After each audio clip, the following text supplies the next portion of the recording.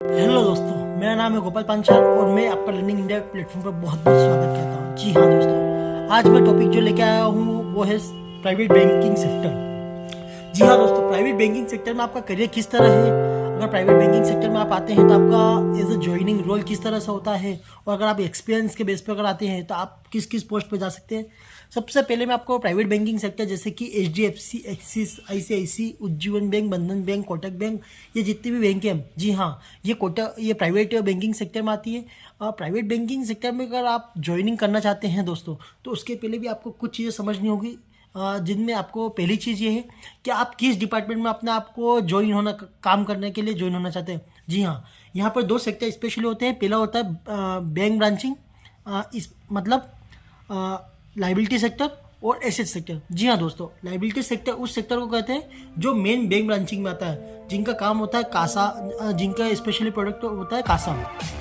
जी हाँ, जिनका काम होता है saving account, current account, FD, investment plan, mutual funds वगैरह, जितने भी मतलब मेन बैंकिंग ब्रांचिंग में आते हैं ना, वो सभी काम उनके रहते हैं। और दोस्तों एसेट सेक्टर उस सेक्टर को बोलते हैं जहाँ पर आपको बैंक की तरफ से आपको सेल्स ऑफिसर के रूप में, एज अ लोन प्रोवाइडर के रूप में काम करना पड़ता है, BDE, LO या फिर RM ऑफिसर के रूप में। जी हाँ दोस्तों, इसमें आपको as a home loan product रहता है, KCC रहता है, लिमिट रहता है। लिमिट किसी भी बेस पर हो सकता है, या तो on the base of turnover के बेस पे भी हो सकता है, या फिर GST, या फिर सभी की अपनी अपनी पॉलिसी रहती है सभी बैंकों की लिमिट्स प्रोवाइड करने में। जी हाँ दोस्तों, तो अगर आप कासा सेक्टर में अगर आना चाहते हैं, मीन्स अगर लाइबिलिटी सेक्टर में आना चाहते हैं दोस्तों, तो उसकी जो सबसे शुरुआत वाली जो पोस्ट होती है उसे BDE कहा जाता है। जी हाँ, BDE मतलब बिजनेस डेवलपमेंट एग्जीक्यूटिव। जी हाँ, जो मार्केट में एज अ सेल्स ऑफिसर के रूप में, मतलब उसका काम एज अ सेल्स ऑफिसर का रहता है। वो फील्ड वर्क भी करता है, ऑफिस वर्क भी करता है। जी हाँ दोस्तों, उसे फील्ड वर्क भी करना पड़ता है, ऑफिस वर्क भी करना पड़ता है, जिसमें उसे मार्केट से प्रोडक्टिविटी के रूप में कासा मतलब सेविंग अकाउंट्स के रूप में लोगों को जोड़ना पड़ता है, करेंट अकाउंट्स के रूप में लोगों को जोड़ना पड़ता है, साथ ही साथ फंडिंग, इन्वेस्टमेंट प्लान वगैरह, जैसे कि जनरल इंश्योरेंस होते हैं, अगर आपकी बाइक हो, 2 व्हीलर, 4 व्हीलर, हेल्थ इंश्योरेंस, इन सब के रिगार्डिंग भी अगर वो इन्फॉर्मेशन देता है आपको।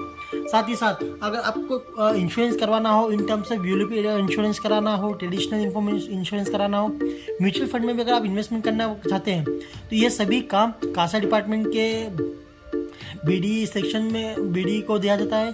जी हाँ, वहाँ का स्पेशली जो बेसिक जो पोस्ट रहती है वो BDE रहती है। अगर एक्सपीरियंस पर्सन रहता है तो उसे असिस्टेंट मैनेजर के रूप में भी रखते हैं, डिप्यूटी मैनेजर के रूप में भी रखते हैं, और किसी जगह इसी डिप्यूटी मैनेजर को एसोसिएट मैनेजर की पोस्ट भी कहा जाता है।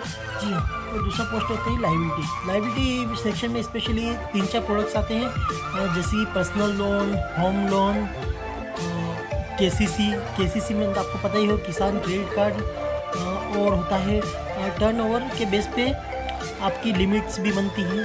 जी हाँ, वहाँ पर जो सबसे बेसिक पोस्ट होती है वो होती है एसओ मतलब होती है रिप्रेजेंटेटिव, RE मतलब होती है रिप्रेजेंटेटिव ऑफिसर। जी हाँ, RO। और इसके ऊपर जो पोस्ट होती है वो होती है SM होती है, senior manager, sales senior manager. जी हाँ दोस्तों, इसी तरह बैंकिंग सेक्टर में कुछ कंज्यूमर प्रोडक्ट के बेस पे भी लोन के लिए रखा था, जैसे कि मोबाइल फाइनेंस वगैरह करने के लिए, व्हीकल फाइनेंस करने के लिए, 2 व्हीलर फाइनेंस, 4 व्हीलर फाइनेंस। जी हाँ दोस्तों, तो इसी तरह जो बैंकिंग सेक्टर है वो बहुत ही वेराइड सेक्टर में बटा हुआ है दोस्तों। जी हाँ, और इसी तरह सभी बैंकों के अपने सेविंग अकाउंट्स की लिमिट्स अलग अलग हैं। अगर आप बेसिक अकाउंट खुलाते हैं तो आपको पता ही है दोस्तों, जैसे कि एक्सिस में बेसिक अकाउंट खोलने के लिए शुरुआत में आपको 6 महीने 6,000 रुपीज़ से आपका बेसिक अकाउंट खुलता है। और अब यहाँ पर प्रियोरिटी बर्गेंडी अकाउंट भी है, जो कि 5 लाख रुपए से मेंटेन किया जाता है। जी हाँ दोस्तों, इन सभी अकाउंट्स के अपने अपने बेनिफिट्स, अपने अपने लिमिट्स, और उसके ऊपर अलग अलग ऑफर्स वगैरह आते रहते हैं। इन अकाउंट को अगर आप मेंटेन वगैरह कर दें तो आपको अलग अलग टाइप के ऑफर्स आते हैं, जैसे कि आपको बैंक पर्सनल लोन्स के लिए ऑफर करती है, साथ ही साथ क्रेडिट कार्ड्स के ऑफर आते हैं, और ही भी बहुत सारे बैंकिंग क्राइटेरिया में आपको ऑफर्स वगैरह आते हैं। जैसे कि अगर आप शॉपिंग वगैरह करने जाते हैं तो भी आपको अलग अलग टाइप के डिस्काउंट्स ऑफर किए जाते हैं। साथ ही साथ अगर आप एयरपोर्ट वगैरह पे जाते हैं तो वहाँ पे लॉन्च वगैरह की सुविधा भी रहती है।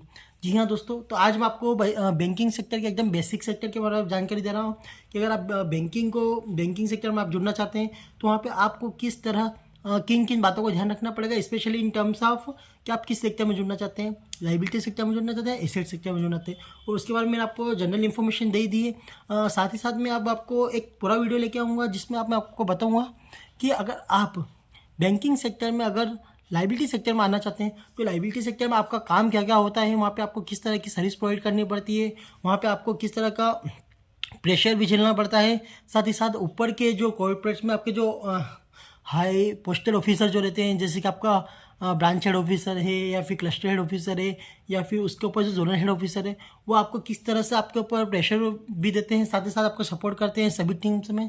तो इस सब की जानकारी भी दूंगा। इन सब चीज़ के लिए धन्यवाद।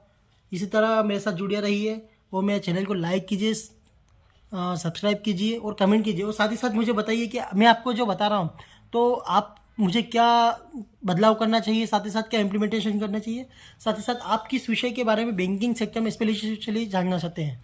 तो मैं अगला वीडियो लेके आऊँगा आपके लिए specially. Thank you so much. शब्बा खैर, बाय बाय।